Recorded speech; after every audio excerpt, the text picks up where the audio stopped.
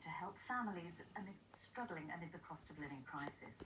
From making sure the electricity meter's topped up to even buying a bed, Ysgol Nantgwyn has reached out to help some of its families cover basic costs.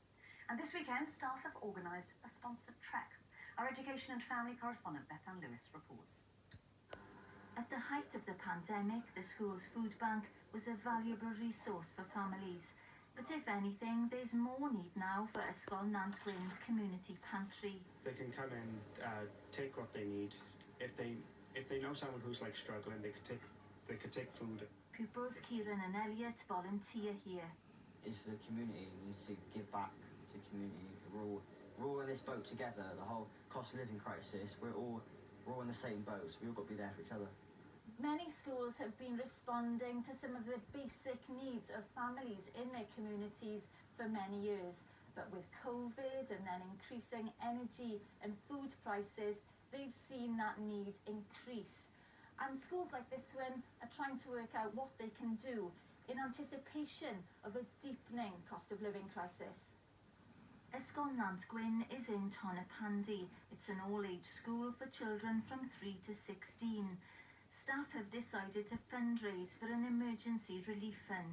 We're looking to trek around Penavan for 24 hours and to raise funds to create a pot of funding for the community. It's hoped the money will be the basis for a fund for the long term, but the school's already been stepping in when needed.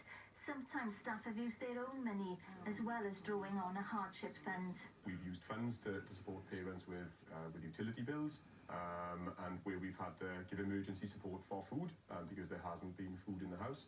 Do you think schools should be having to do this? I think it's about removing barriers to education, and if we have a pupil sat in a class that hasn't had breakfast or that has turned up to school not in a suitable coat, we're coming into winter, we've got to remove those barriers to allow pupils to learn and to thrive.